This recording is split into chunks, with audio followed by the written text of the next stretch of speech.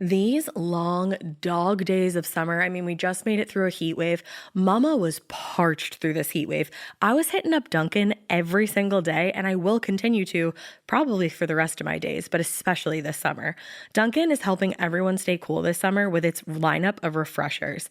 These drinks are packed with bold, fruity flavors and served ice cold. It's amazing. Dunkin' refreshers are the perfect afternoon pick-me-up. I like to start my morning with them personally, and then sometimes I go back for a second one because I'm just feeling crazy. They come in a variety of delicious flavors, including fan favorites mango pineapple and strawberry dragon fruit. And then for a limited time, there's black cherry and there's pink pineapple. I'm going to tell you something right now, and it's a bold claim, let me tell you, but I stand behind it. Pink pineapple will change your life. It is so good. It has me feeling like I'm sitting in a pool, resort side, just living, honey. It's so yummy. Try your favorite flavor with green tea, sparkling water, lemonade, or Dunkin's all-new limeade. I haven't tried the limeade yet, but I'm going to. Usually I get my drinks made with green tea and occasionally lemonade, but I do really like the green tea. Or if you don't want to build your own, try one of Dunkin's curated refreshers like the Cherry Lime Ricky or the Ultimate Pink Daydream. The Cherry Lime Ricky, scrumptious. I could drink like 3 of these a day. They're so freaking yummy. Head to Dunkin' today and find your favorite refresher. Dunkin' refreshers contain less than 1% fruit juice. Limited time offer. Every good detective needs a partner to support them on important cases. Think of a State Farm agent like your sidekick, there to help you along the way in your search for coverage. State Farm can help you choose the coverage you need, whether it's for your home, car, boat, or even RV. With so many options, it's nice knowing you have help finding what fits for you so you can get back to solving all of life's bigger cases. Go to statefarm.com or use the award-winning app to connect with a local agent and get a quote. Like a good neighbor, State Farm is there. For moi? Claude, you can talk? I've always had the gift of gab, Nancy. But now you can understand. With Pretty Litter, the odor-neutralizing, long-lasting, health-indicating kitty litter that's simply the most luxurious way to bury my poopies and my peepees. Pretty Litter was developed with veterinarians. It helps me monitor potential health problems just by changing color. Go to prettylitter.com today. Pretty Litter, not just a pretty litter. Hey, weirdos. I'm Elena. I'm Ash. And this is Morbid.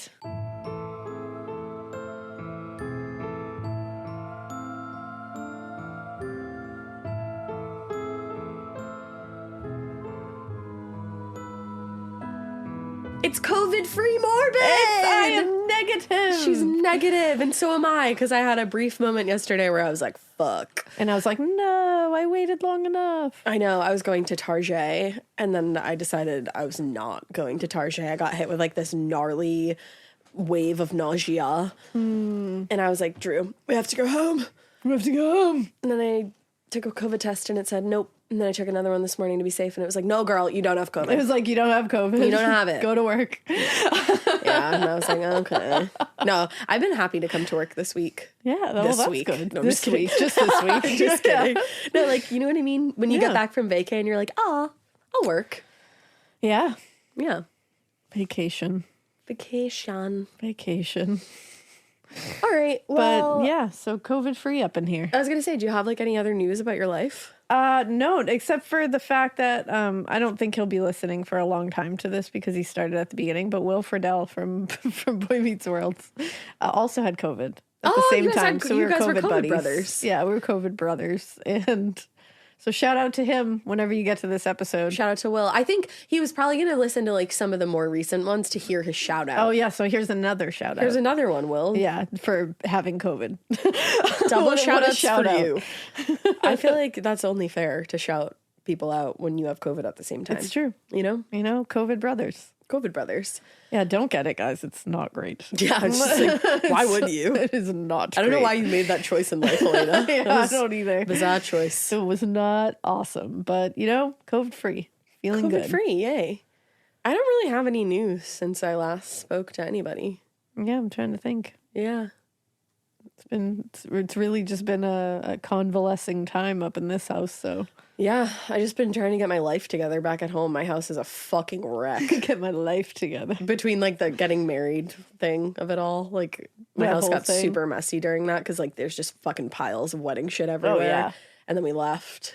And then we came back and we were like, whoa, we should do something about And this. you said, nah. It's very overwhelming. Mostly Drew is doing something about it. So like shout out to him. Shout out to Drew. Yay. Hell yeah. Yay. Yay. But yeah, other than my house being a mess, I don't really have any updates. No. I have a case for you today that it's a very interesting case. I had actually never heard of it before. And I was looking for new cases and I found it. And I was like, ooh, I'll cover that. And then Dave was like, whoa, that was a wild one to cover. I love the journey that just took. Yeah, I'm That you were glad. like, I was looking for cases to cover and I found it. Yeah, And this is it. this is it. There you go. All done. No, I'm It just was like, kidding. from beginning to end, that's how the sausage is made. That's pretty much how the sausage was I made. was looking for a case and I found one. And then I So- put the casing, the sausage casing. The sausage casing, and here it is. Yeah, yay. Yeah. Well, yeah, that's what I did, and Dave helped, so shout out to him. But this is it's a double murder, unfortunately. It's the murders of Stan Farr and Andrea Wilborn. I don't think I've heard of this. Yeah, I was surprised that I hadn't because it's the basis for like a pretty popular television show. Really? Yeah, Dallas, the soap opera. Oh. Yeah. Okay, I never watched Dallas, but Nor I did know I. of it. But I know of it, and now I kind of want to watch it. I don't, but Okay. that's fair. okay. It doesn't seem like something that you would watch. doesn't. So. But I remember it was like a huge thing in the 80s. Yeah. It was yeah. like Dallas was like the shit. like super drama. Yes. So, and you'll see why at the end of this. But at the Right. center of these two murders there's a couple of people, but at the center that we're going to start is Priscilla Lee Childers. She was born July 30th, 1941 in Dublin, Texas, not Ireland. To be clear. And Dublin, Texas is a small town right outside of Houston. Now, her mother, Audie Lee, already had 2 children, both boys, and Audie was just going through it, trying to raise her kids as a single parent after she was abandoned by her husband shortly after Priscilla was born. Oh boy. He was like, oh, we have 3 kids now, bye. Cool. Can you imagine? Love that. So with help from her brother Guy, Audie did her best to raise the kids right and pass down a love of arts and culture that she had developed herself when she was a kid. And as a result, little Priscilla was enrolled in dance and piano classes at an early age, which that's fucking awesome that her mom's a single yeah. mom and still figured out how to make that happen. Yeah. It's hard enough when you have a village to help Yeah, doing exactly. that stuff. But she was also encouraged to focus on her studies and get good grades so that she could have a better life than what her mom had had and what was really available for most young women in this rural part of Texas. So in 1956, when she was 16 years old, Priscilla found what she thought was a way out of Dublin in the form of 19-year-old Jasper Baker. Jasper Baker. What a name, I know. Jasper Baker. Now, despite her young age, Priscilla fell desperately in love with Jasper Baker. I feel like you just have to say both of his names. You do. You can't just say Jasper. No. And before long, they decided to get married. Just 10 days before her 17th birthday, Oh, boy. she gave birth to their daughter, Oh, wow. Angela D., who they simply called D, which I think is like a really cute little Angela nickname. D. That's cute. But unfortunately, it seemed like things really happened super quickly and then Yeah. fizzled out Yeah. as quickly as they had started. Things quickly turned bad between the two of them, and like her own father had done, he abandoned her not long after she had the baby. Oh, fuck you, Jasper. Yeah, which forced her to move back into her mother's house in Dublin, which is where she was trying to get out of. Yeah. Not because she had like a bad relationship with her mom She at just all. wanted more. She wanted more. Now, it didn't take long before Priscilla had found another way out of Dublin, this time with a man named Jack Wilborn. Unlike Jasper, Jack was mature. He was actually 19 years older than Priscilla, and he owned a used car business in the suburbs of Fort Worth, Texas. So in 1960, Jack and Priscilla, after they had fallen in love, got married. They moved into a new house in Fort Worth, and at first, things were like a dream. Priscilla wasn't even 20 years old. She already had a husband, a maid, a really nice house in the suburbs. And within a year, she gave birth to their first child, Jack Jr., who they referred to as Jackie. And then he was followed in 1964 by her third and final child, a girl they named Andrea Lee. Okay.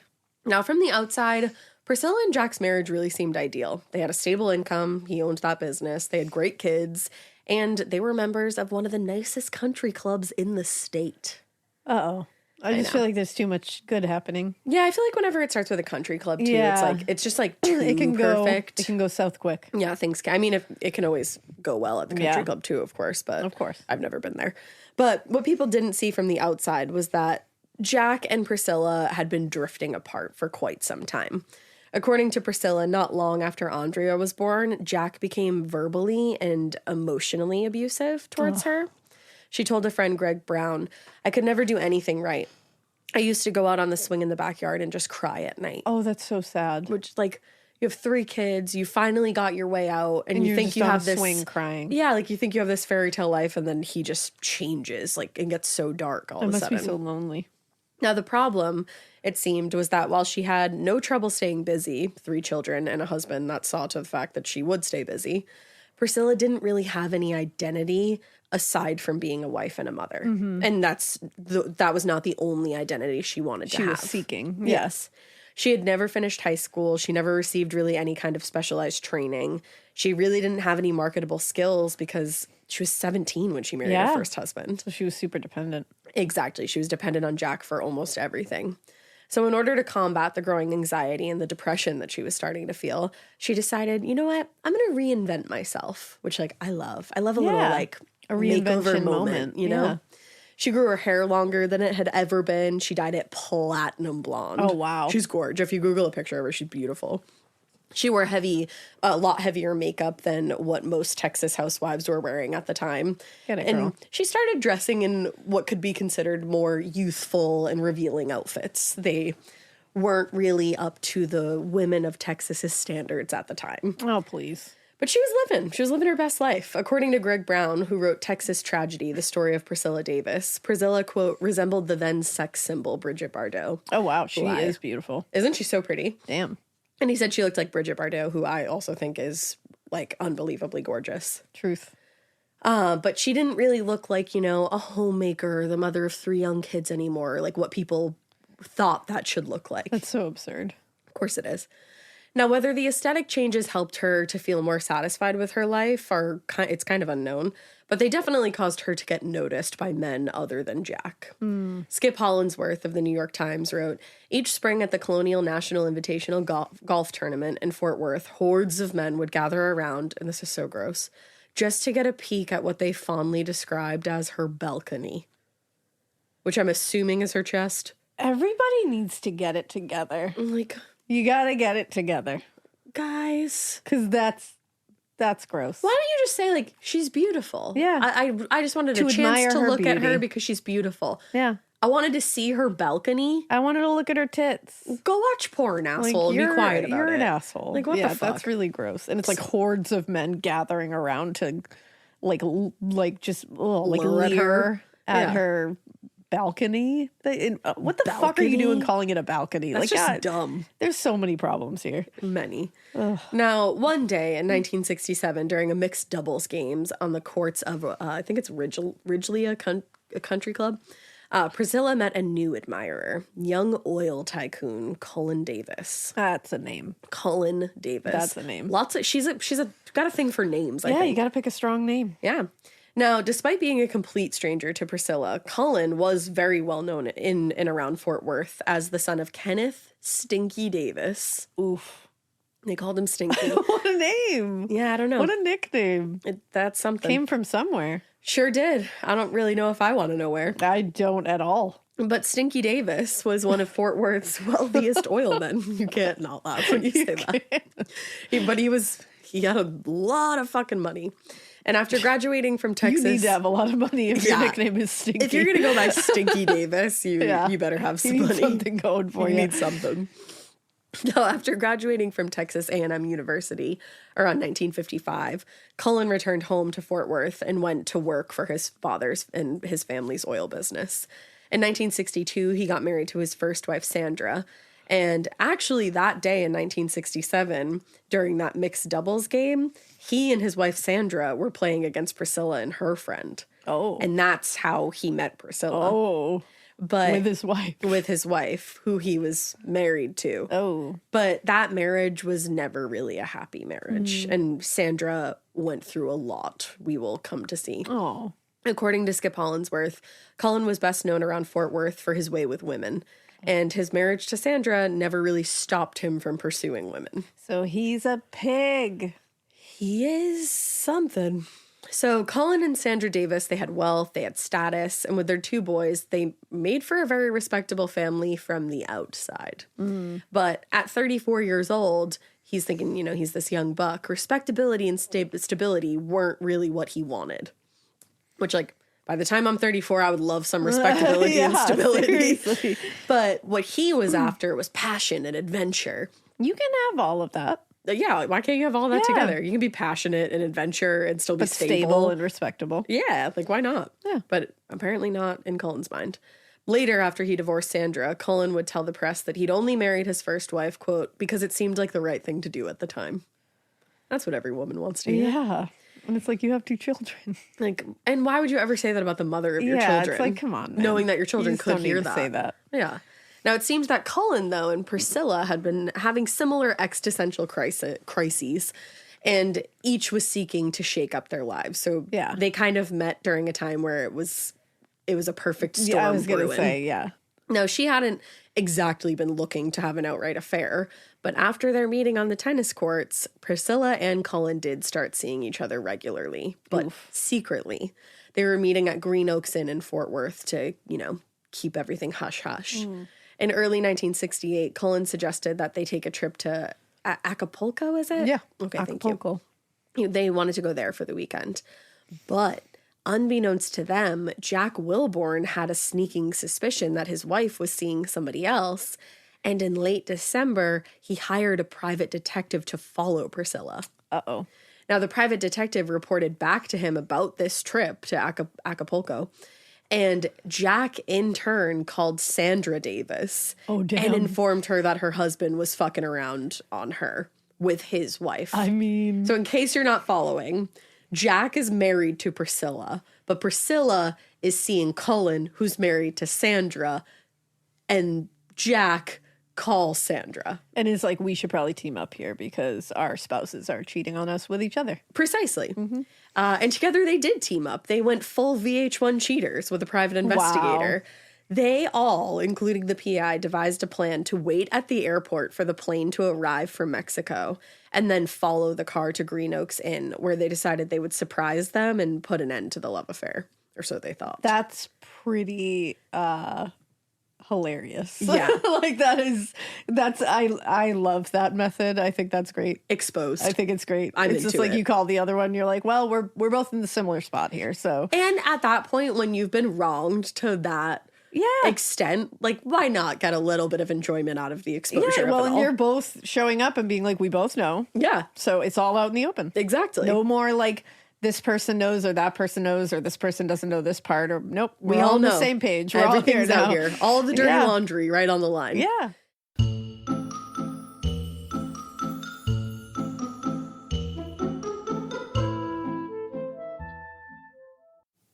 This episode is brought to you by SoFi, the all-in-one finance app where you can bank, borrow, and invest all in one place. Let's talk about bank accounts for a second. The average bank savings rate is 0.39% in interest. You're earning pennies on your savings, and it doesn't have to be that way. But with SoFi's high-yield checkings and savings, the money barely making moves sitting in your savings account can earn over 8 times the national average savings rate with eligible direct deposit. No account or overdraft fees. We love transparency. You can get your paycheck up to 2 days early, plus get up to a $300 welcome bonus when you sign up with eligible direct deposit. Sign up for SoFi checking and savings at SoFi.com/morbid. SoFi checking and savings is offered through SoFi Bank, N.A., member FDIC. Terms apply. Every good detective needs a partner to support them on important cases.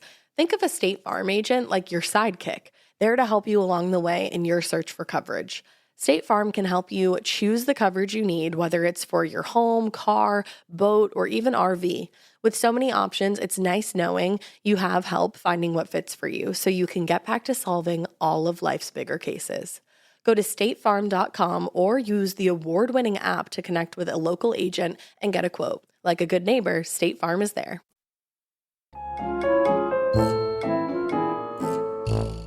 Now, it was late when the plane arrived in Fort Worth, but Jack, Sandra, and the PI there waited, and they followed Priscilla and Cullen to the Green Oaks, where they checked in a little after midnight. A few hours later, while they slept, the door to Cullen and Priscilla's room burst open, and they were shocked to find their respective spouses and a man that they didn't know standing before the bed.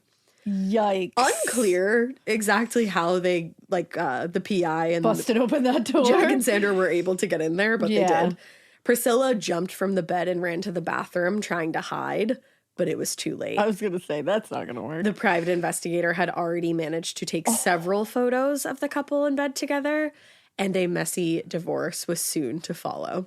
Now, at first I was like, why the fuck would you take pictures? For the divorce. For the divorce. Because I was like, that's kind of weird. But then I was like, oh, that's proof. Yeah. It's just like, here it is. It's not just irreconcilable differences. Now, shortly after the affairs were exposed, Jack Wilborn and Sandra Cullen both filed for divorce. Goodbye. For divorce. I'm filing for divorce. I'm filing for divorce on you. I would not be married to you.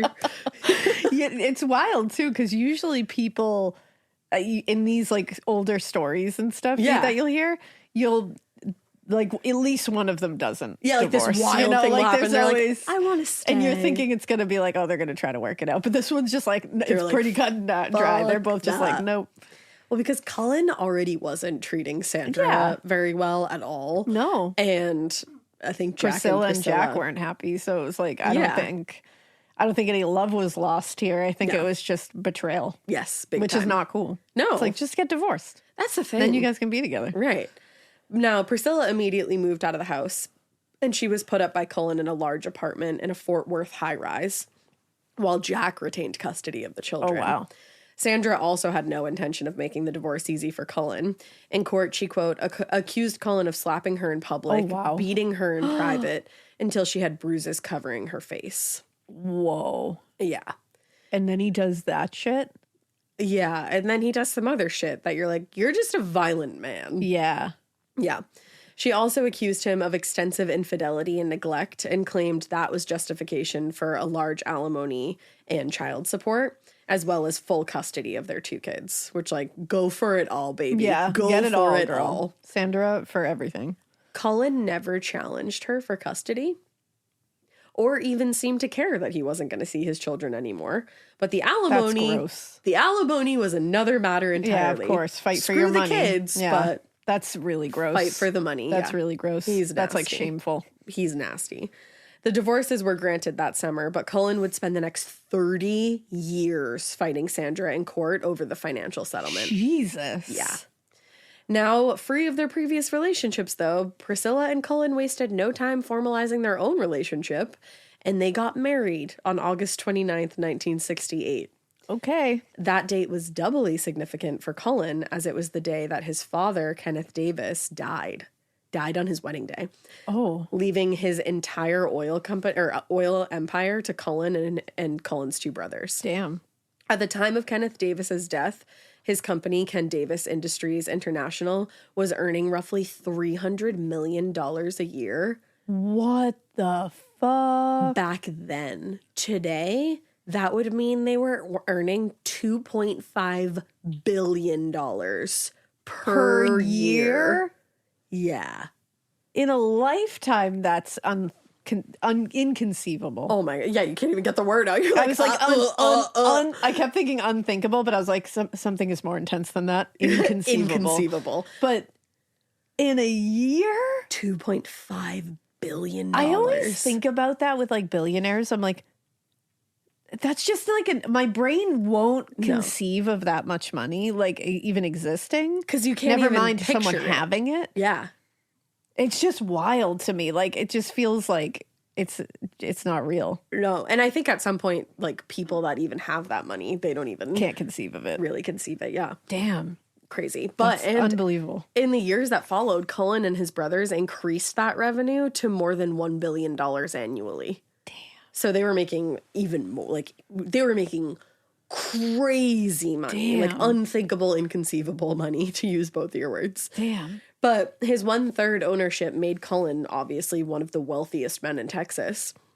And unlike his conservative father and brothers, he didn't really see any good reason not to put that wealth to good use, or his view of good use. He and Priscilla, spent $6 million to build their new home, Stonegate Mansion. Stonegate Mansion In Fort Worth. The place had 5 bedrooms, 11 bathrooms, an indoor pool, and this fucking sent me. A 2,000 square foot master bedroom. That's a house. That is literally bigger than my house. That's a house. That is larger than That's a my straight up entire house. Like, 2,000 square feet for your bedroom? why do you need that for a bedroom? I can't even picture that. How? What activities are you planning to undertake Lots. in that bedroom? Allegedly, lots went down there. Oh, okay. Well, so they needed the space. Yes, but it was Okay. it was the rumors. Rumors. If you're a fan of Scandaloso. Salt Lake City, you'll get that.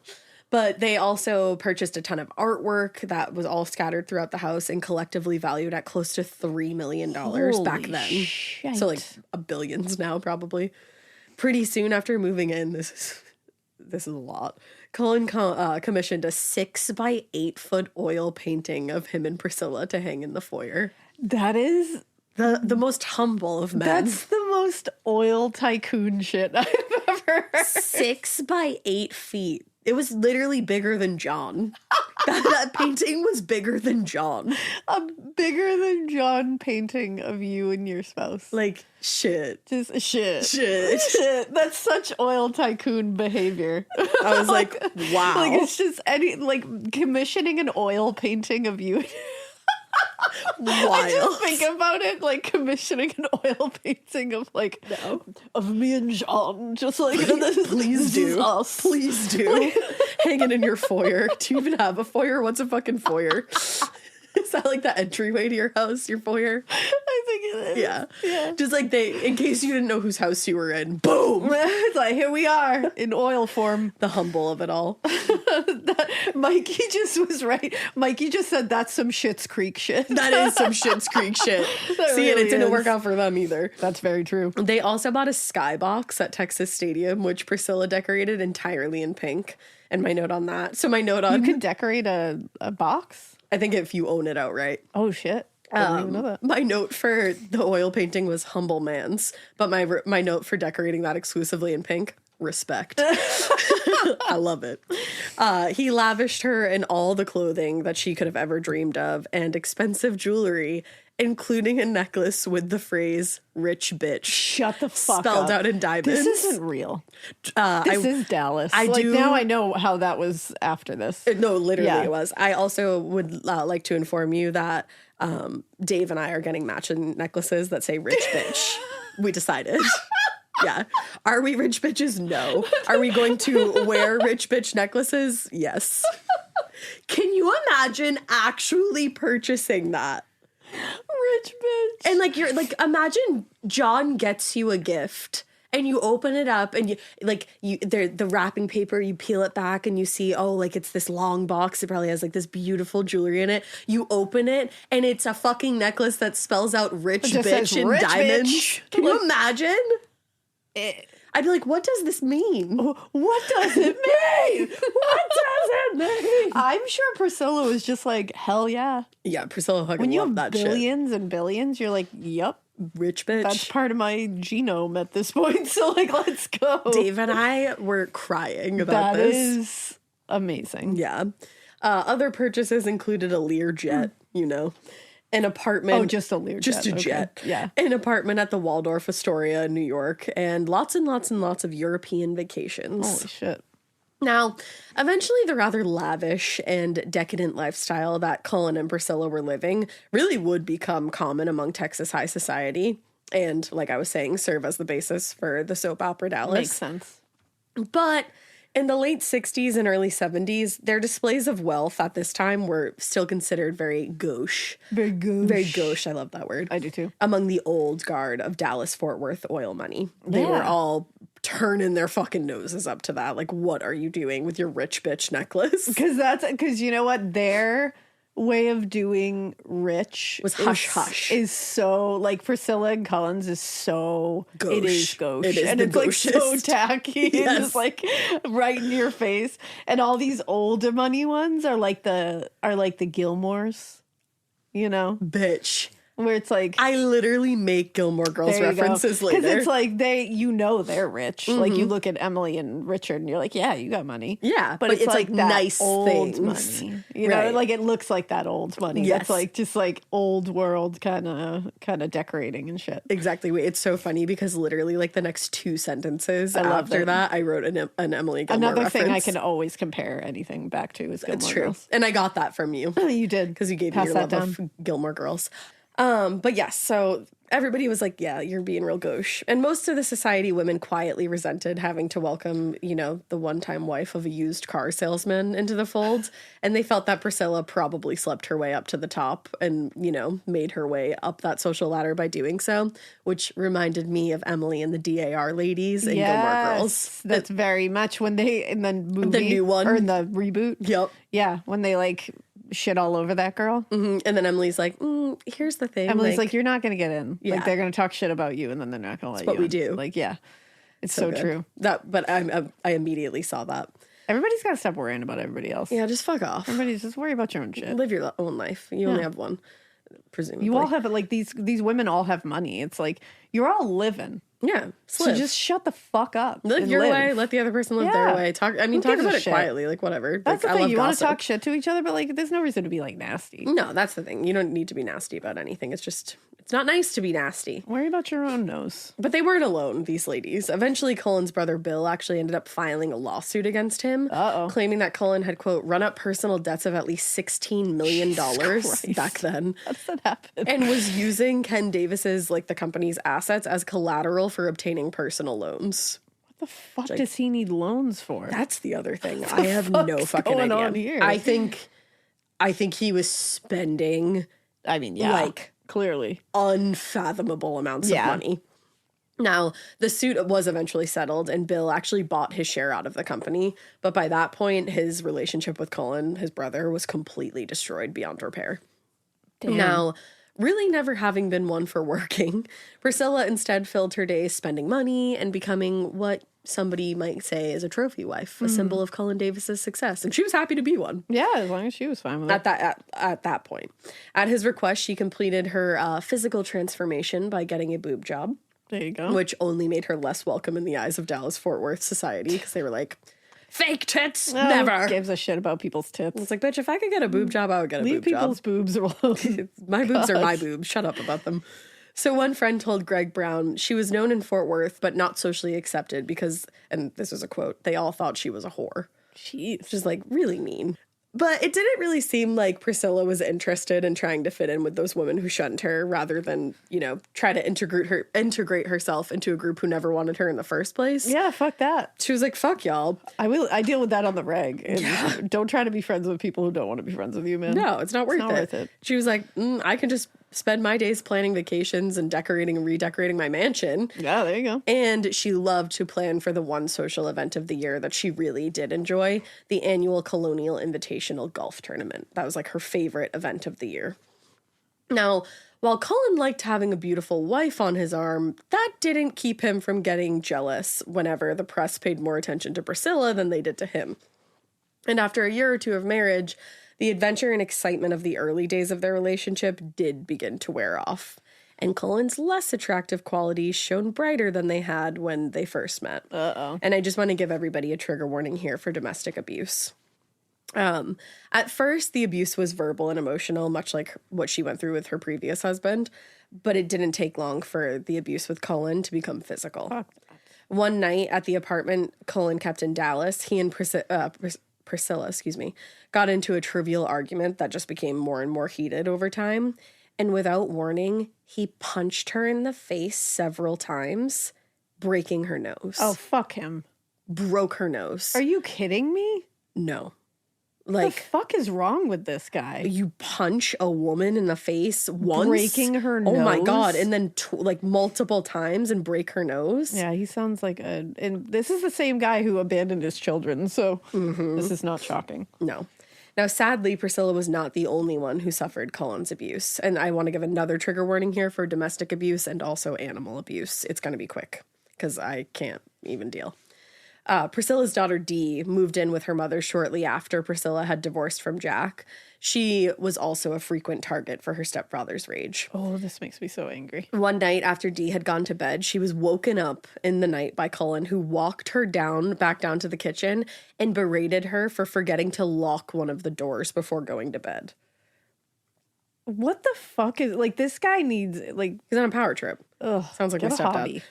When he asked whether she knew why it was important to lock doors, like he was very clearly being very patronizing, Dee gave a flippant answer and she was just like, I don't know, so people don't steal your junk.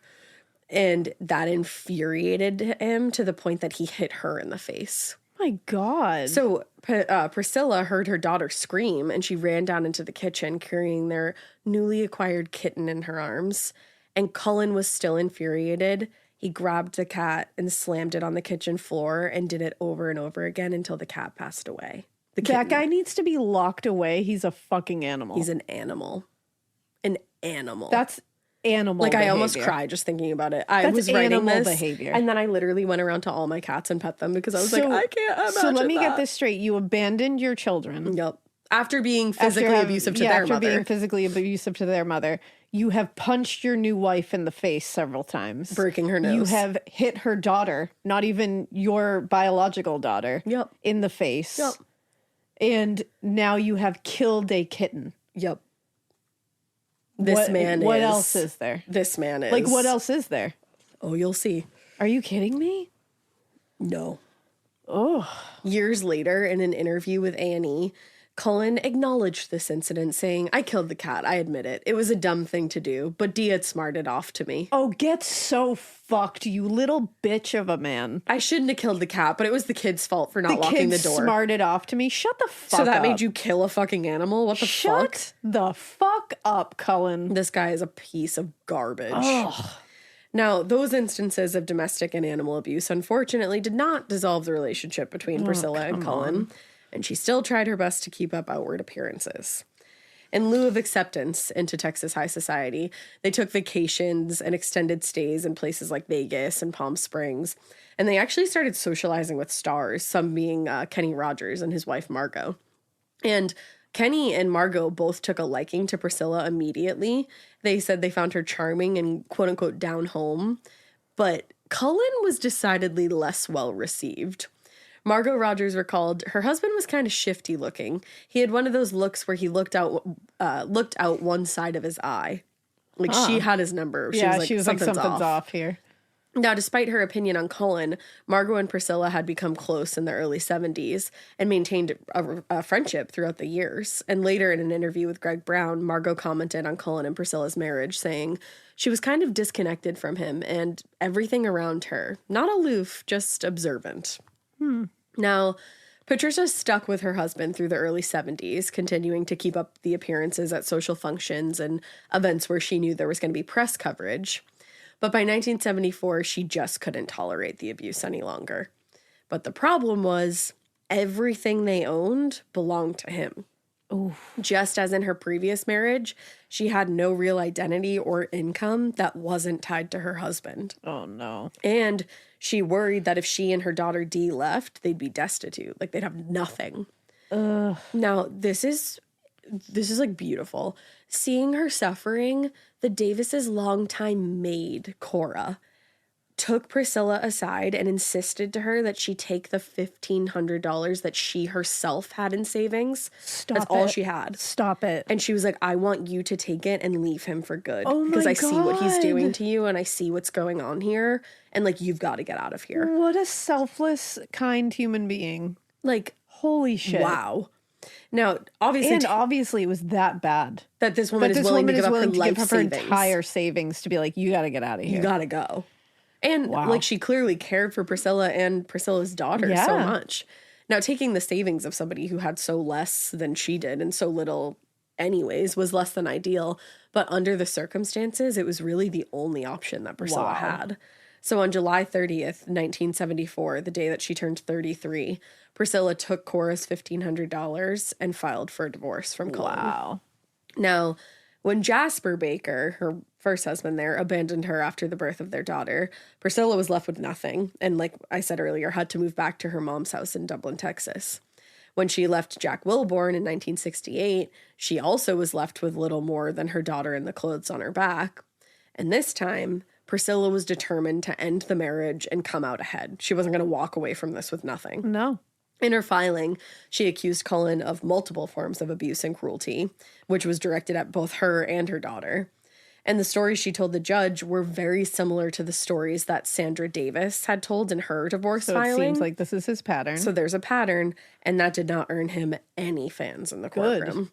As a result, the judge ordered him to move out of the mansion so Priscilla could keep it and to pay her $2,500 a month for living expenses. Wow. Now, Cullen Davis was, as we know, exceedingly wealthy. $2,500 for him, he could sneeze and that would fucking come out. That was a quarter to like anybody else. Truly. It's just taking a quarter out of your pocket. Legit. So the stipend for living expenses was not a problem for him at all. But what was a problem was that the judge had frozen his assets pending a divorce settlement that they both agreed upon.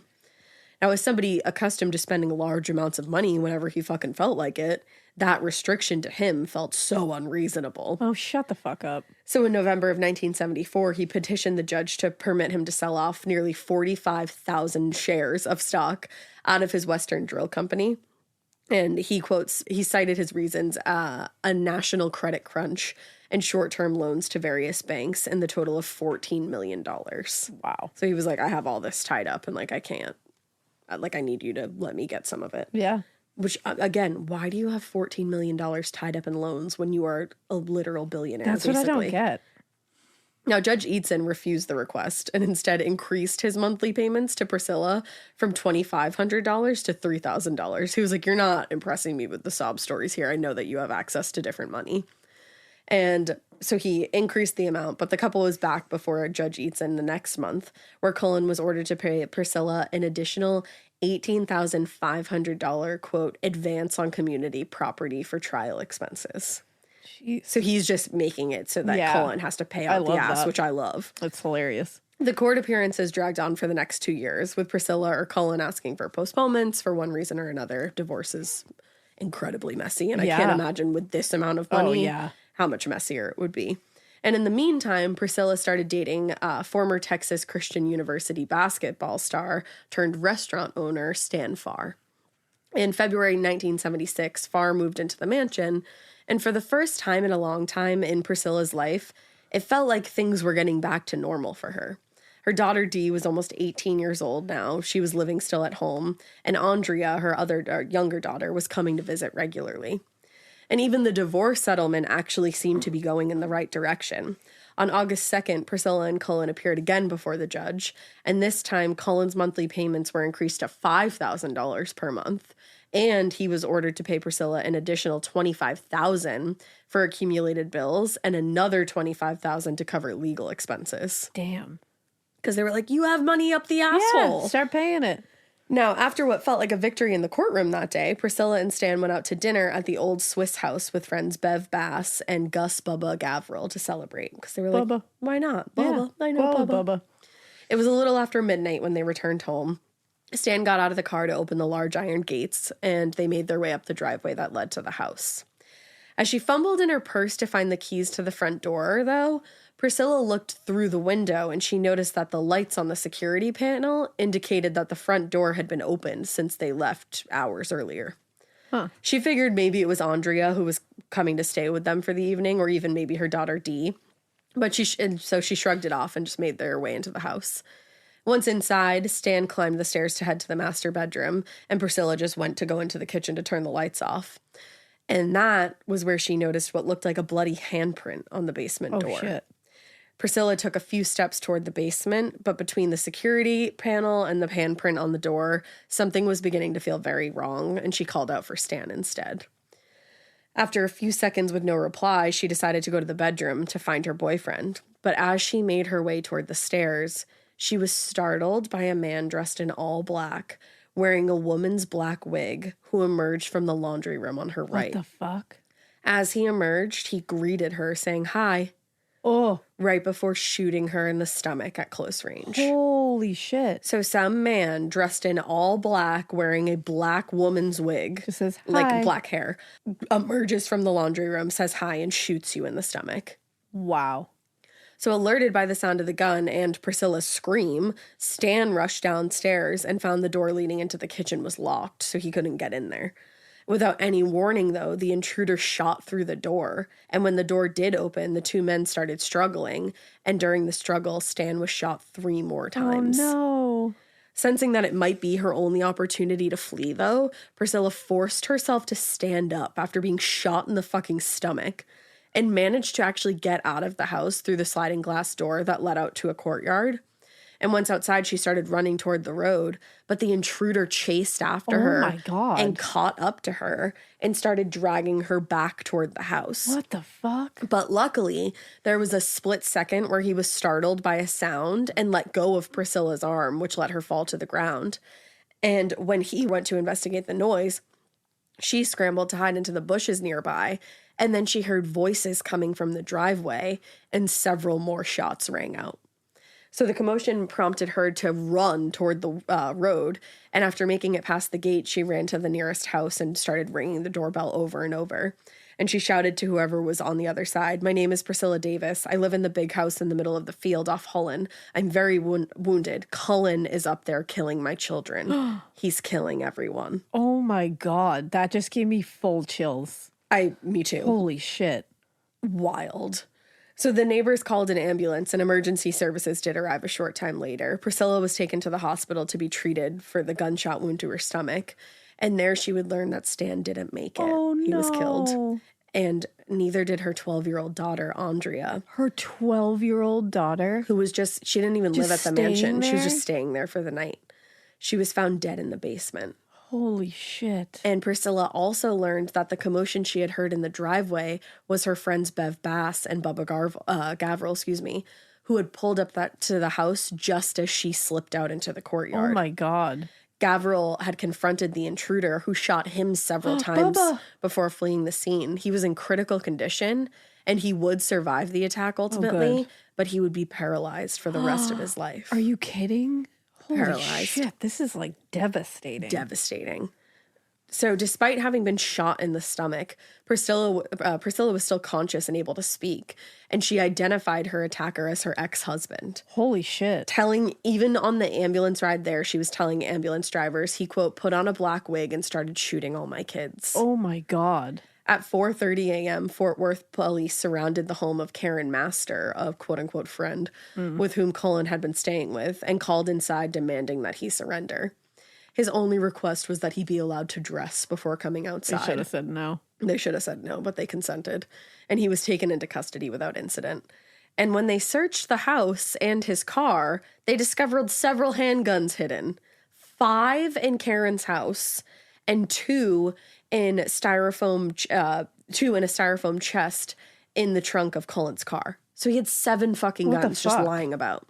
Immediately after his arrest, Fort Worth officers were sent to guard the homes of Judge Joe Eidson, Yeah. the divorce judge there, as well as the homes of Ronald Altman and Jerry Lofton, who were the lawyers representing Priscilla in the divorce. Damn. You don't think of that. That's like No, really it's- scary. Your life is on the line to a Yeah. certain extent. Now, back at the mansion, police started combing through the crime scene, which one ambulance driver referred to as like something out of an Alfred Hitchcock movie. That's horrifying. Truly. That tells you everything you need to know. Truly horrifying.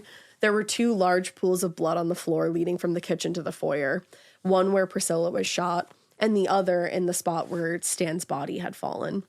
A large trail of blood led from the hallway to the kitchen, where Stan's body had been dragged and dropped by the killer. And from the kitchen, investigators made their way to the basement, where they found the body of Andrea Wilborn in a small utility room. What the fuck? Crime scene technicians noted that she hadn't suffered any physical trauma aside from a bullet that had entered her upper chest and exited out her lower back. Oh my God. Later, it would be determined that Andrea had been shot in the chest and just left to die in the basement, while the killer went upstairs to hide in the laundry room, waiting for Priscilla. She's 12. 12 years old. Other than the obvious carnage, there's no other word for it, detectives concluded that nothing in the house had been stolen or otherwise disturbed. I mean, that tells you. Because it's his fucking house. Yeah. If anyone's walking into that house and doing shit, they're stealing shit. Yeah. What other motive would there be? Why else would you? Yeah. Exactly. According to Detective C.R. Davis, quote, the house wasn't ransacked and nothing was disturbed except where the bullets broke things. Yeah. Like, that tells you.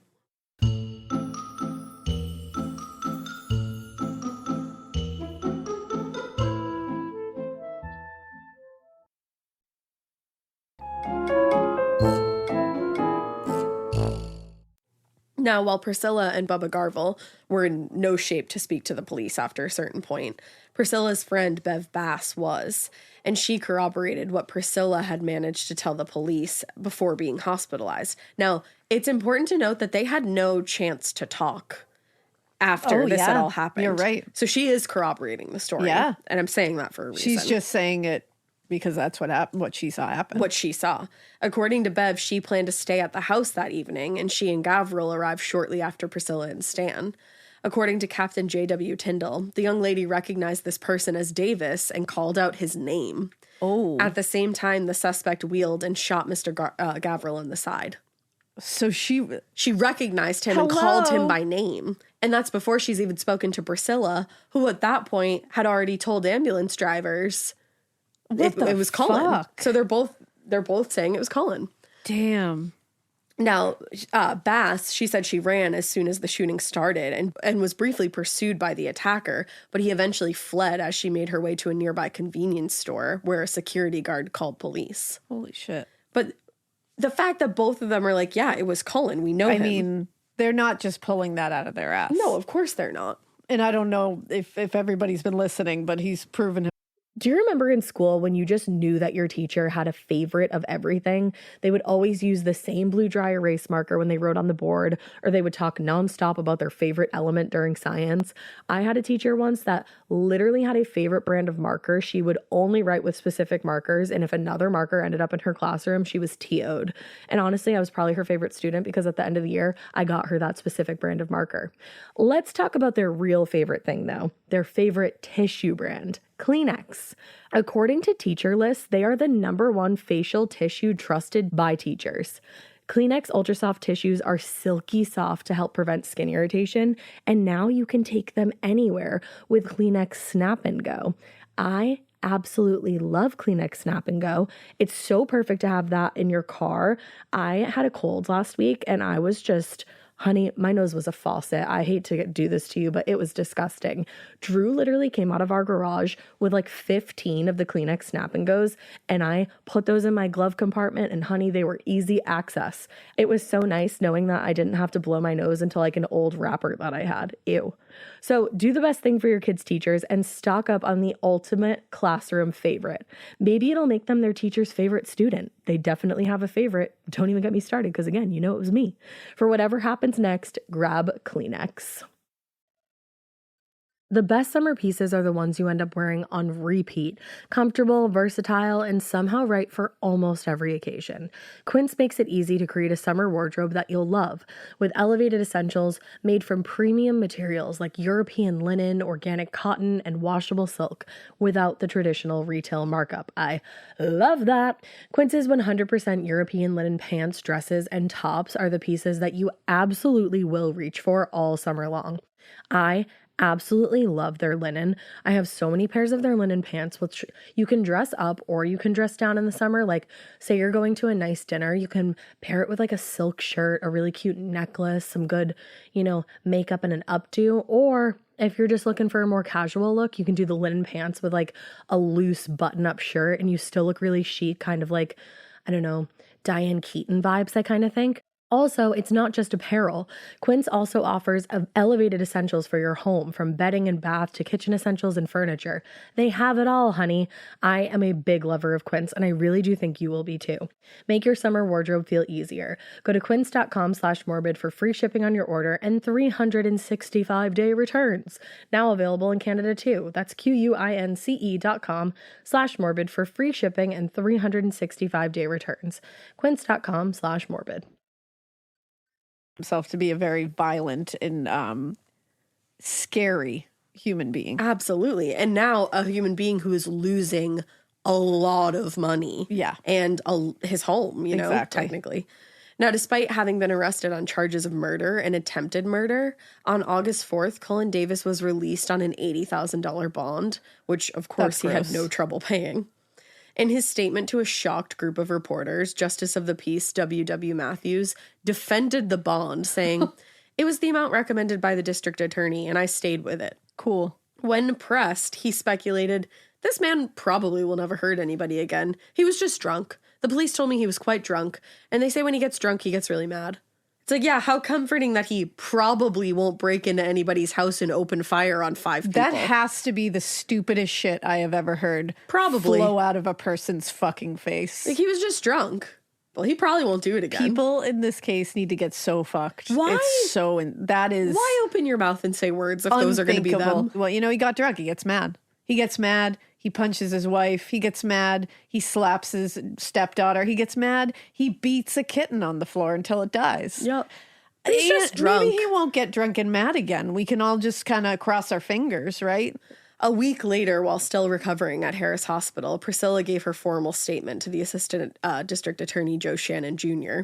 In it, she was very clear that despite the attempted disguise, she immediately recognized the shooter as Cullen Davis. She said, "If you were sitting there and I was looking at you and you had on a wig, I would still be looking at your face." Yep. I looked right at him. And when Shannon asked whether it was possible that she was mistaken, Priscilla responded, "Oh no, I lived with him. No, I could spot Cullen in a crowd 3 miles away." Yeah. You know your husband's face Better than most faces, if he puts I would on think. a stupid black wig, it's not going to hide his fucking face. And if you look at the pictures of him when he was younger, he's pretty, like, discernible. Yeah, like you would be able to absolutely. point that face out. He doesn't just have Absolutely. like any old, you know, oil tycoon face. Like No. he looks. I would be able to point him out. Hey, looks like Cullen Davis. Yeah, Wild. And it's like, you just put on a wig? yeah. Now, after 2 weeks of freedom, Cullen Davis was arrested a second time when the district attorney dismissed the previously filed charges and refiled new ones, this time for 2 counts of capital murder. Good. Now, while the district attorney's office was vague about why they had amended the charges, the court documents alleged that Cullen had committed burglary when he entered the home without permission, and that he had explicitly violated Judge Eatson's order prohibiting him from being at the home.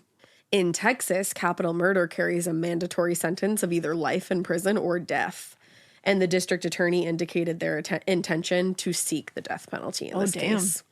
Under the circumstances, no bond was issued, and Cullen was remanded to the custody of the sheriff's department, pending a grand jury hearing, which was scheduled for late winter. On February 15th, 1977, a grand jury returned 2 indictments for capital murder for the deaths of Stan Farr and Andrea Wilborn, and 2 indictments for the attempted murder of Priscilla Davis and Gus Gavriel, setting Cullen's bond at $150,000 for the attempted murder counts and denying bond on the actual murder Okay, I was counts. Mm-hmm. like, can we deny bond for You a would minute? think. You would Like, is think. that cool? And it's also like, why even set up a bond if you Yeah. can't get on a bond on the other Exactly. charges? It kind of feels like a waste of time. Now, in the weeks that followed, the prosecution and defense started interviewing prospective jurors for the trial, but immediately realized, due to the press gonna be coverage of the case and the notoriety of those involved, jury selection was going to be more than an uphill Yeah. battle. In one case, a man who regularly serviced the business machines in several of Cullen's offices told the DA, I've kept up with the case real close, and I do not feel the man is guilty in any way." because you service his fucking machines and he says hi to you probably. Like, And it's like, shut up. you don't know anything Shut about the up, interworks. dude. You've heard nothing. The people that were shot are sitting there saying, I looked this fucker in the face and it was him. Cullen Davis. Right. And this guy who wasn't there and I don't knows think it was nothing him. about it, he's like, I don't know. I don't think it was him. Nice guy, Look, services I don't know. machines. It's like, I'm going to listen to the people who looked into his face before they shot him. that's the other thing. I'm like, dude, he doesn't know your fucking name. No. But like many of the potential jurors interviewed, this man was disqualified for having formed a pretrial opinion of Cullen Davis. But he was not alone. Many people had their opinions. So on April 14th, after nearly 2 months of an arduous jury selection process, the judge, Tom Cave, had to declare a mistrial after learning that one of the jurors, I believe her name is Elizabeth Pankey, had discussed the case with a coworker. She'd been given permission to leave the state to attend a funeral in early April, and at that time, she also discussed the case with friends on at least 3 occasions. My girl, that's literally like rule number 1 of Fight Club is you don't talk about the Fight case Club. that you're working on. Yeah, so he was, obviously extremely reluctant to do so, but he saw no alternative and dismissed all the jurors. They just fucked this case right up. Damn. The problem for the DA was that while they knew it would have been impossible to find a jury that hadn't heard about the case, they didn't expect that it would be so difficult to find a jury pool that hadn't already made up their mind about the matter of Cullen's guilt. Damn. And this was due in part to the fact that many people found it impossible to imagine that somebody so prominent and wealthy could commit murder, much less the murder of a child. I'm sorry. Have you ever read anything? Have you ever turned Ever? on the television? That happens so much. You watch the news? so much. In a weird way, this case kind of reminds me of the O.J. Simpson case. Yeah, a little bit. It's got certain parallels, I feel. Yeah. Now, there were those people who were like, no, I just can't imagine that a rich man would kill someone. That's Yeah. crazy. But there were also people who were just worried about their own wallets being Of affected by the course. outcome of the trial.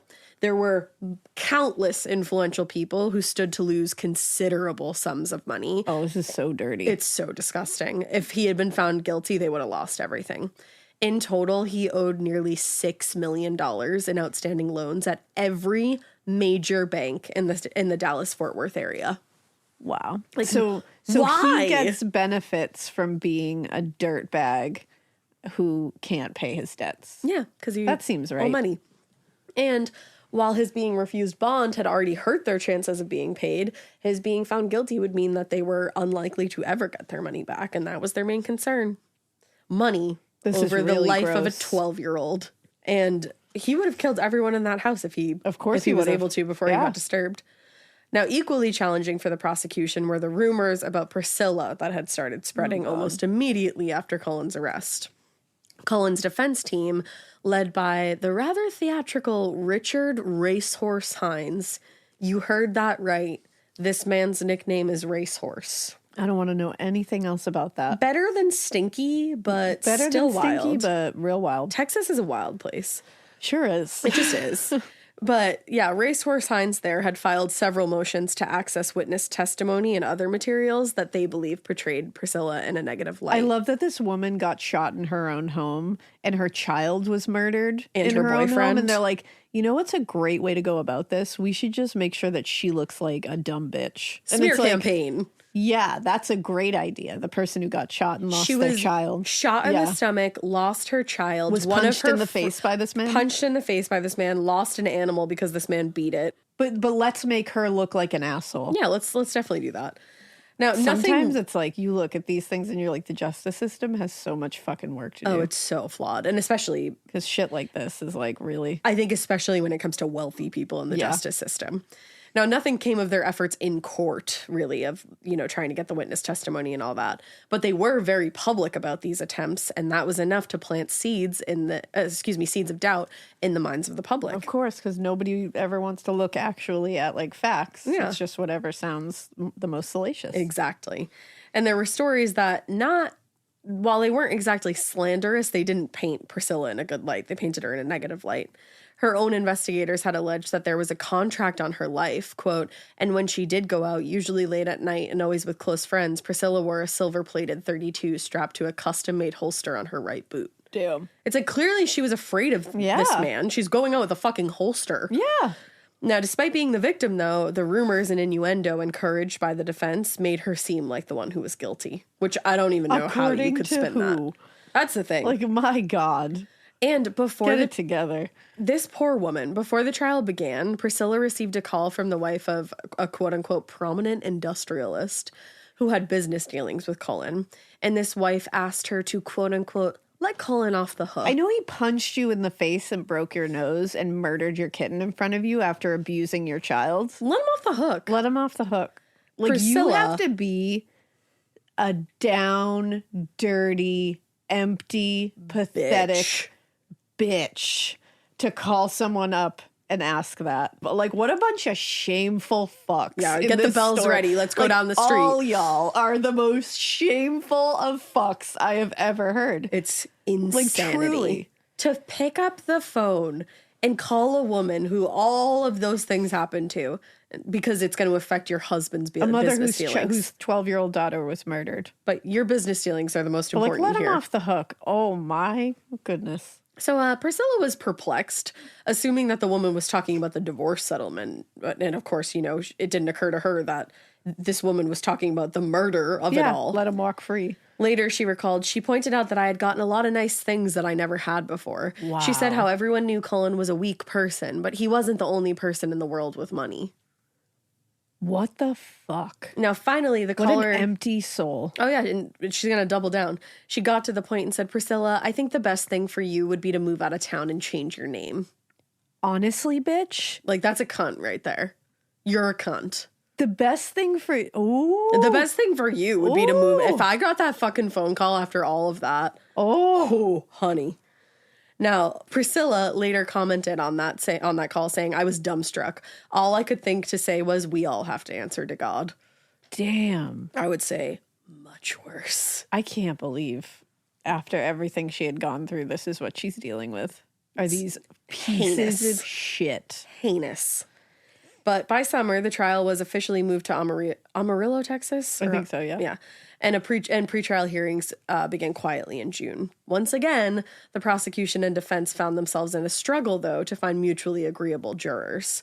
The biggest issue was still the significant coverage that the trial had received. But there was also the matter of defense attorney Richard Haynes, who was a local celebrity, racehorse there. Oh, racehorse. Several jurors had become familiar with him from other cases and press coverage, and they kind of assumed this, like, kind familiarity with him and quote-unquote insisted upon calling him racehorse, which implied a huge degree of bias that would influence the entire outcome of this trial. What's happening? Like, this is a really gross situation. Like, all around. Hey, racehorse, how's the murder trial going? This really tests your faith in humanity. It really Girl, does. I have none. All of this. After nearly 2 more months, a jury had finally been selected. Apparently, less prospective jury members called this man racehorse. And Cullen Davis's capital murder trial finally began on August 22nd, 1977.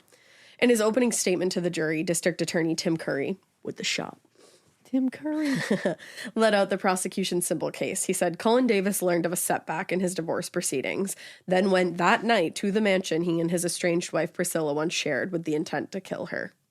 He stopped short of citing a clear motive, but noted the fact that the murders were committed literal hours after a divorce hearing where the amount of alimony was raised, and the fact that Cullen and Priscilla's relationship had just deteriorated to the point of pure vitriol. Oh, yeah, like they hated pure each other. vitriol.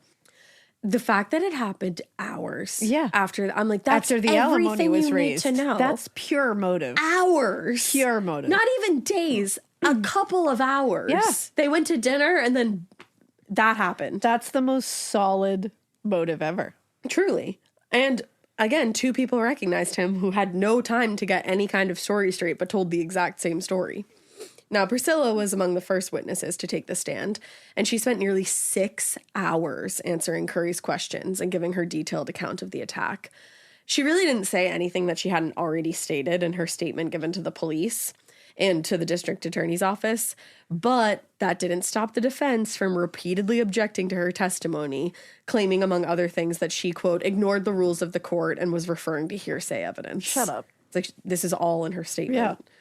In his cross-examination, Haynes kept Priscilla on the stand for days, several days. He asked questions about her use of Percodan, which she had been prescribed for chronic pain from an ankle injury, and continued to get prescribed after she got, shot in the stomach. Yeah. Because, that. He asked about her sexual history and relationships with other men. What the fuck does that have to do with anything? They're trying to say she's a gold digger. Yeah. And that she lives a dangerous life where another man could have done this to her. God. And even implied that she and, quote, Beverly Bass had concocted their story to keep the real killer from coming after them and to help Priscilla get Cullen's millions in the divorce. Wow. Wild. Wow. So we're just like making up a story about who killed my child. Yep. Yeah. Yeah. In questioning her morality, Haynes was clearly trying to undermine the jury and public's trust in Priscilla, and it was working. Some in Texas high society, like I said, simply didn't like what Priscilla represented at all. A colleague of Cullen's told a reporter, she's trash, plain trash. Her daughter was killed. The jealousy. Who cares if she was trash or not? Jealousy. And who are you to claim who's trash and who isn't? Give me a lineup. Telling you. Jealousy. Jealousy. Others simply relied on the rumor mill for information. There was talk of, quote, orgies and two-way mirrors and movie cameras hidden in the ceiling above the master bedroom's double queen-sized bed. Some suggested the basement was full of S&M accessories, when in fact it was just full of storage. And also, who the fuck cares if it was? Even though it wasn't, like it's clearly not. Right. Who the fuck cares what she's into? Like, fuck like off. that what does that have to do with the 12-year-old getting murdered? Exactly. What? Like, what? Like, actually, nothing even happened in the bedroom upstairs, so why are we even talking about it? No, that's ridiculous. But unfortunately, Priscilla did somewhat play into the kind of like salacious rumors on occasion, granting interviews with the press where she kind of went out of her way to coquettishly avoid answering direct questions about her sex life and the rumors surrounding it. Here's the thing, though. It's like she probably like leaned in a little bit, but it's also like, what the fuck? She's not doing anything wrong. Well, and she's going through a ton of trauma. That could be some kind of trauma response. Yeah, and she's not doing... That has nothing to do with her child, her boyfriend, and her friend all being shot. And her being shot. Yeah. But, like, we're not going to concentrate on the fact that Cullen was a fucking animal in that house and was, like, nightmarish inducing. No. And, like, literally slammed a kitten on the ground until it died. No, blame it on the woman. Like, we're not going to talk about how fucked up you have to be to do that. Blame it on the woman. Like, this is wild, but they're like, she fucks sometimes. Exactly. And it's like, oh, okay. And like, she's Okay. she wasn't rich before she met him. He punches women and children in the face and kills animals. But, okay. Yeah, exactly. But, like, she has tits. So there's that. So we hate her. Fuck. You should all be ashamed of yourselves. They absolutely should This be, whole but something community. tells me that they were not. No, of course not. Now, when Racehorse Hines there was finally given the opportunity to give his opening statement, his strategy was made clear. The intruder had entered the house to kill Stan, not Priscilla. He told the jury with absolutely no fucking basis. Mr. Farr was a target of those assailants because of his business connections with those other people. Referring to Priscilla, Andrea, and Gavril as, quote, accidental victims, Racehorse insisted that it was an unpaid drug dealer who had gone into the house to kill Stan and simply executed the others because they were there. What? So didn't when steal anything while they were there? No, of To course collect not. their payment? Absolutely not. No? And when Priscilla ran outside, this Chased after drug her. dealer who was not after Priscilla, Yeah. chased after her and tried to drag her back in the house. Yeah. Okay. And didn't take anything to It collect didn't take payment? anything, yeah. Okay. That would be my looking for fucking money, question. going in a $6 million mansion with $3 million worth of art. Take the fucking just painting. that off the base. Boom. Just baseline $3 million worth of fucking art on the walls. Never mind everything else in that place. And like diamonds, It doesn't fucking take shit. jewelry. You Doesn't don't even take look for anything? shit. Doesn't even break anything. Doesn't except even the- look around. The bullets. Didn't even take he didn't even take a fucking Coke out of the refrigerator. Yeah. Nothing. That makes sense. Yeah. Yep. Collect payment. you Yeah, know? absolutely. Totally. This makes sense.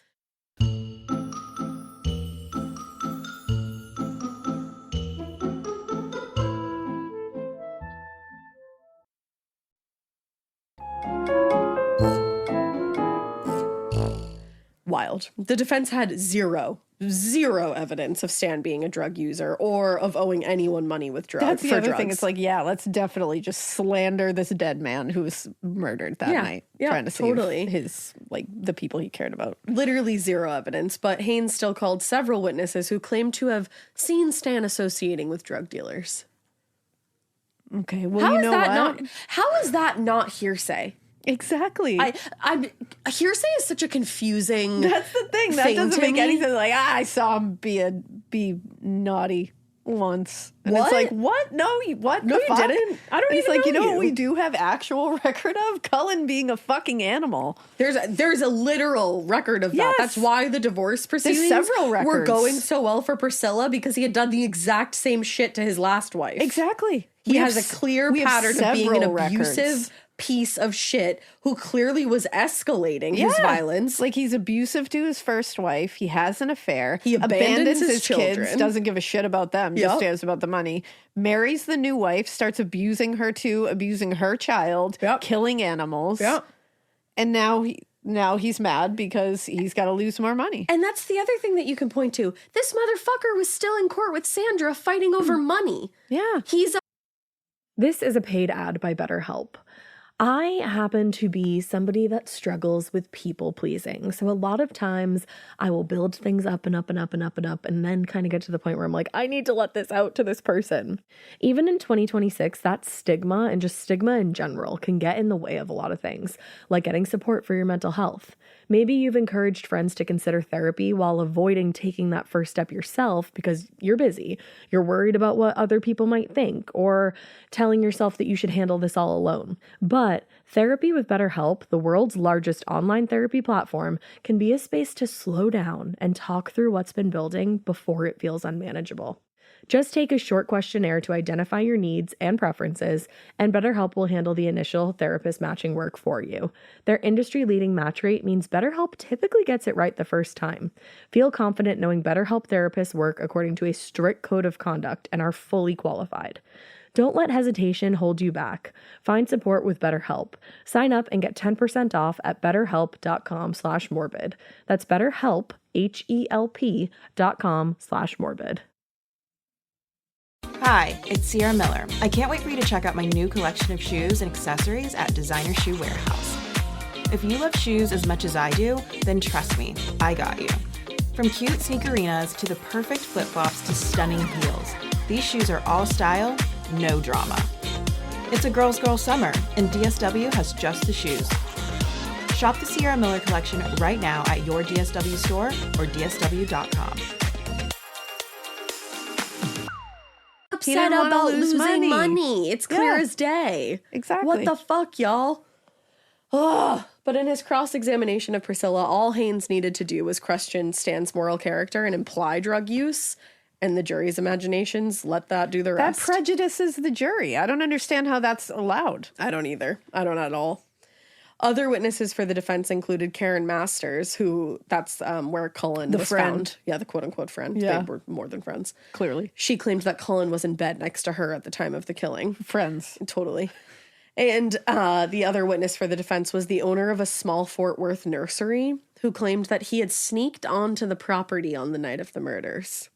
According to the nursery owner, he had gone to the house to reclaim some plants that hadn't been paid for. I'm sorry. In the What? night? Yep, totally. They send you in the night to go repo plants? No, he did. He was repoing his own plants. Hell yeah, just go repo some plants. In the middle Never of the heard night. of repoing plants. This makes absolute sense. But he said he saw the killer, and it wasn't Cullen Davis. Oh, let's believe this guy.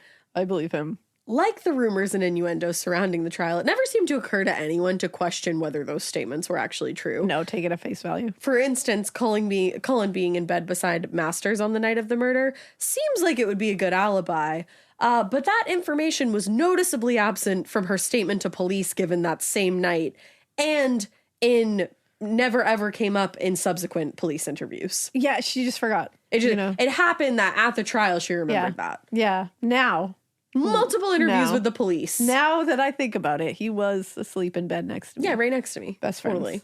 And similarly, the claims from the nursery owner would also have gone a long way towards clearing Cullen's name, but this was the first time anyone was hearing that information. Yeah, it's hard to find people who repo plants in the middle of the night. Of course. They stay real chill. Of course. Fly But under the radar. not everyone was impressed with Haynes's tactics. In a statement to reporters, Priscilla's former boyfriend, W.T. Ruffner, who had also been slandered by Haynes in the trial, which, like, what was the point of that? Refuted nearly everything Haynes had implied during the trial to that point. He told the press, Mr. Haynes has brought drugs, whiskey, and sex, everything else into this case. What the hell does that have to do with a 12-year-old girl being murdered by Thank you. someone? That's literally what we were just saying. Like, you're the only person to say that Yeah. so far. Ruffner had made the news several months earlier after an arrest for cocaine and weapons possession, which Haynes was able to use to his advantage in the courtroom, associating Priscilla with Ruffner to further undermine her character. Oh, it could have been your other boyfriend, too, is dealing with cocaine charges. Well, and also it's like, I love that we are just focusing on making Priscilla look like a bad person here. And it's like, what? Yeah. Like, it's well established That your Cullen client is a fucking piece of monster. shit. He's an animal. Mm-hmm. And I know that's your job. I realize that's the whole job. Like, nobody needs to tell me. Like, I understand that that's the job. Yeah. It's infuriating. Of course it is. And it's infuriating to look at a mother who has lost her child to murder and sit there and make her look like she brought this all on herself. Yeah, that takes... Like, that's fucked up, and I don't understand how you sleep at night. No, doing that takes a shit. special kind of person to look Yeah, into the I eyes really of don't someone who understand lost that. their boyfriend And their 12-year-old child. 12-year-old child, and one of their good friends was paralyzed, and basically say, you kind of did this to yourself, didn't you? Like, that's fucked. Wow. I don't know how you do that.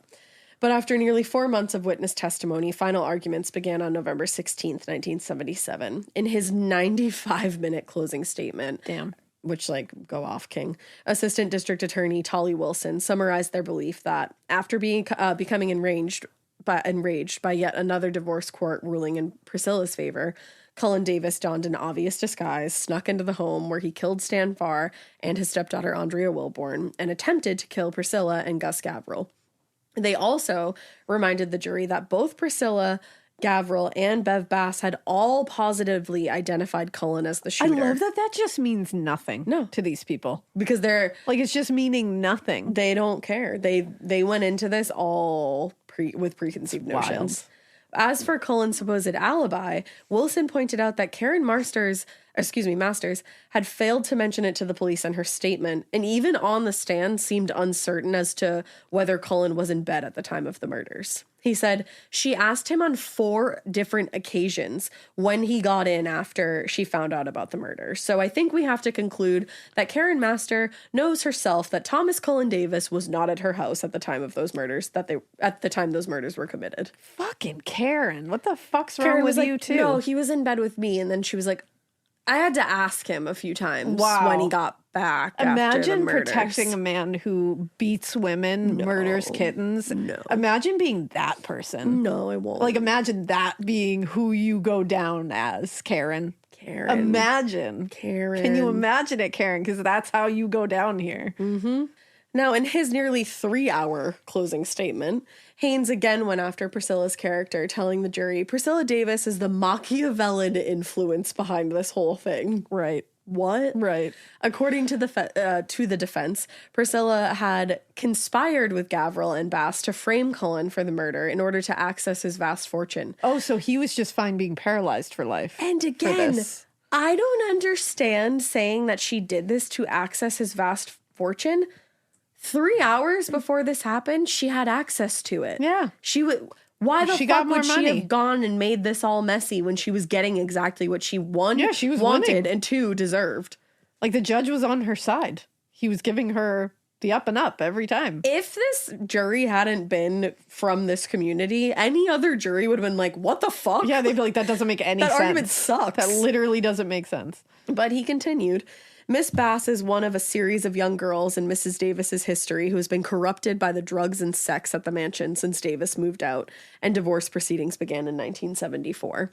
I feel sorry for Bubba Gavril. I can understand how he got into this. I have no malice toward him, except that he came into the courtroom, raised his hand to God, and he lied, and I do not forgive him for it. I don't fucking forgive you, you piece of shit. You're standing there lying out of your fucking face. Get your theatrics out of here. You're gonna get yours, my friend. Now, one would think that the case against Cullen Davis was a strong one. Literally the strongest. He had the clearest motive of probably anyone I've ever seen. Yeah. A questionable alibi at best. very questionable. And there were at least 3 eyewitnesses who not only identified him as the killer, but also corroborated one another's statements without being able to even speak to each other at the time that their statements were given. Because they had all been shot. airtight. The defense had little more than slanderous rumors and innuendo that at best suggested the victims were maybe people of poor moral character. So everyone was like, okay, a guilty verdict seems like a foregone conclusion. Yeah. After deliberating for 2 days, the jury returned with an acquittal on all charges. Every single charge, there were 4. I'm sorry, what? The wildest thing is They acquitted this motherfucker? no. The wildest thing is that I regret to inform you, it gets worse. It gets worse.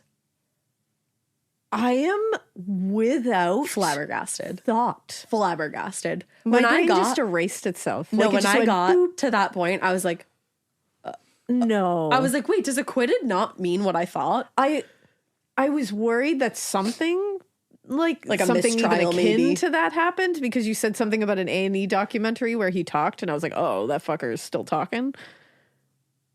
Acquitted on all counts? Yeah. Just wait, though, because Man. we're not done. We're not done. Skip Hollandsworth of the New York Times wrote, the jury had actually believed the theory that Priscilla and Beverly had conspired to frame Cullen, even though they told different people that he was the killer before they had the chance to compare stories. Now, This jury? Whoa. Oh, God. when they were later interviewed regarding the verdict, jury members gave a variety of flimsy reasons for the acquittal because they didn't have one stand-up reason. One juror told reporters, "There were too many unanswered questions in my mind. I can't sentence a person to death until I know he's guilty." What unanswered question did you have? Yeah, can you is the one unanswered question in the room with us right now? Can you point at it? Can you point to identify it? Because what are you talking about? The public, What's on the the other unanswered hand, question? what is it? The public, on the other hand, did not seem surprised by the verdict. One resident told reporters, "No, it didn't surprise me. Money does so many different things." I mean, that is truth. It shouldn't surprise me. yeah. But holy shit. Another man who lived near the crime scene echoed the sentiment, saying, "Oh, there's no doubt that his wealth helped him get off, and the length of the trial helped him because those jurors were getting tired." A few days later, at a victory party thrown by Cullen Davis, A victory party. an attendee of the party put it more succinctly: "Rich men don't kill their wives." Rich men. Where do you don't live? kill Where do you live? their wives? What fucking alternate universe planet are you living on where rich men don't kill their wives? Rich men kill their wives, poor men kill their wives, middle class men kill their wives, husbands kill wives all the fucking time. That's a backwards Elle Woods shit of happy Rich people don't men just shoot their husbands. don't Like, that kill is their wives. What? Who said I could that? name you about 6 billion fucking said instances that? where rich men do kill their Are wives. you the person who said that? Who are you? Raise your hand. Name yourself. That's some stupid shit. That is some ignorant shit. Wow. To which I say, girl, bye. Girl, Oh my bye. God. Fuck you. I am just. Rich men don't kill their wives. What? Wow. What? That's someone controlled by a rich man. Sure That's what fucking that is. person or a That's rich a rich man. Yeah. And not share. Exactly. Now, following the trial, things more or less went back to the way that they were before the murder. Oh, good. Cullen and his new girlfriend, Karen, there, Oh, continued. wait, I thought they were friends. They became more than Friends that. to lovers. Yes, Okay. yes. They continued attending society parties and events, and he went back to his position as the head of Ken Davis Industries. Oh, good. I'm glad everybody, justice for all No, and for all a good night. you're not ready for this. I'm not I just ready. want you all, don't read ahead. I'm not. You're not ready for this. I'm not. Oh my God. I just want to tell you one more time, guys, you're not fucking ready for this. What's happening? 9 months after his acquittal, Cullen was caught on tape soliciting a murder from an FBI agent that he believed was a hitman. I'm going to say that for you one more time. 9 months after this guy got acquitted for murdering a 12-year-old, somebody's boyfriend, paralyzing another man, and attempting to kill his current wife, who he was getting divorced from, Cullen was caught on tape soliciting a murder from an FBI agent he believed was a hitman. On the tape, Cullen can be heard saying, "Do the judge and then his wife." The judge and then his wife. He was talking about the divorce judge and his wife. Holy shit. I'm not done. In order to make the case stronger, the agents actually faked photographs supposedly showing Judge Eatson covered in blood and stuffed into the trunk of a car. How hard they went. Enjoy that. When the agent showed Cullen the photos, he acknowledged that they had done as he had asked. And when the agent asked if Bev Bass was next, he said, all right. Like, yep, she's next. A trial followed his arrest, and Cullen was once again represented by fucking Racehorse Hines. On the witness stand... He can't get away from this. He's on camera. Yeah, he is. He sure is. I'm very angry. On the witness stand, Cullen claimed that in one of their unrecorded conversations, the informant claimed that he had actually been hired by Priscilla. Oh and God. He'd be willing to turn against her for the right price. Oh my God. Mind you, baby, this is an FBI agent. He's talking about this like it's a literal hitman. It's an FBI agent undercover.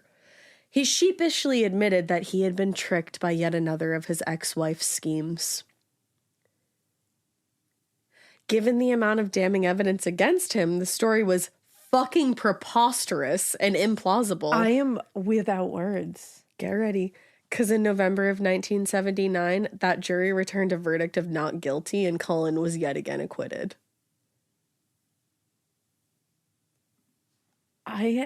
On tape with an FBI agent saying that this FBI agent, whom he thought was a fucking hitman, needed to kill his divorce judge and the divorce judge's wife. Which shows you what a fucking animal this man is. And indicated that Bev Bass was the next target. Who had pointed at him as the killer. Yep. But then how are this many people stupid? They're not stupid. How are this many people evil? Correct. That's more like it. They're how not stupid. How are this many people gathered together onto two juries that fucked up? Money. The root of all fucking evil in this case. Holy shit. Following the second acquittal, Cullen claimed that he and Karen had become born-again Christians. Literally, fuck off. They were turning their lives over to God. You're disgusting. And in the spring of 1980, he held a ceremony on the front lawn of the mansion, which he had ended up reclaiming from Priscilla in the divorce settlement. So he's having this whole party where he's turning his life over to God. He and a local evangelical reverend destroyed more than $1 million worth of gold and jewelry, claiming they honored what he called false gods. Okay. Decades later, in an interview with Skip Hollandsworth, Cullen claimed, "All I care about is living for Jesus and doing what the Bible says to do." Oh. Karen Davis and Cullen got married in the spring of 1979, and they lived together until she unfortunately passed away from breast cancer in 2016. He continued to live in Fort Worth and is retired. For Priscilla, the future held much less promise than her ex-husband.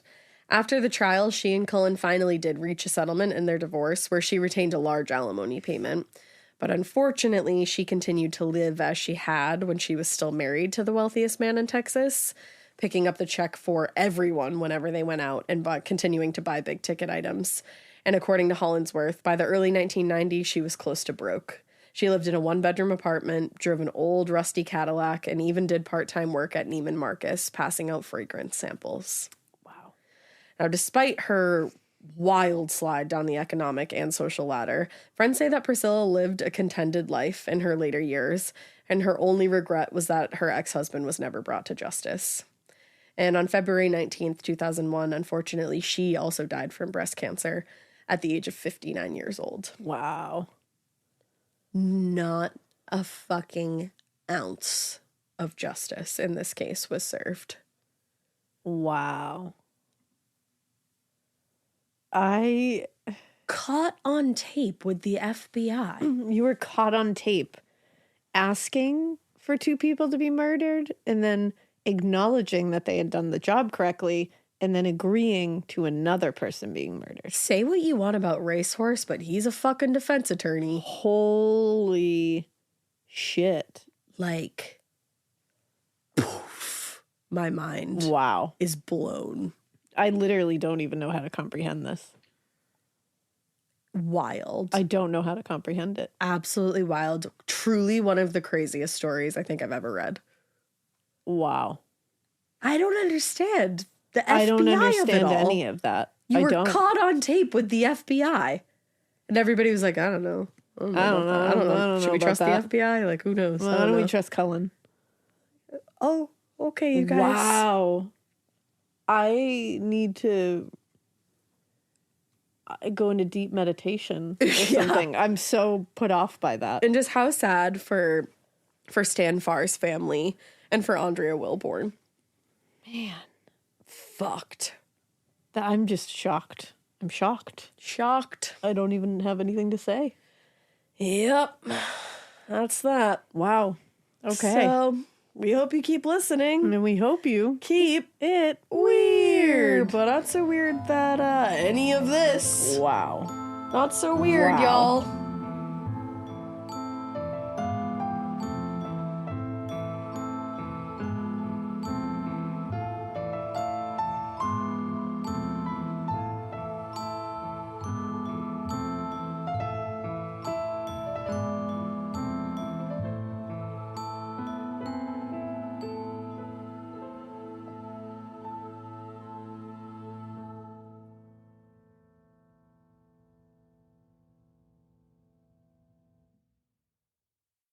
In the U.S., there's a break-in every 26 seconds. But when intruders step near, Simply Safe Home Security steps up. Stop. This is Simply Safe. Police are on the way.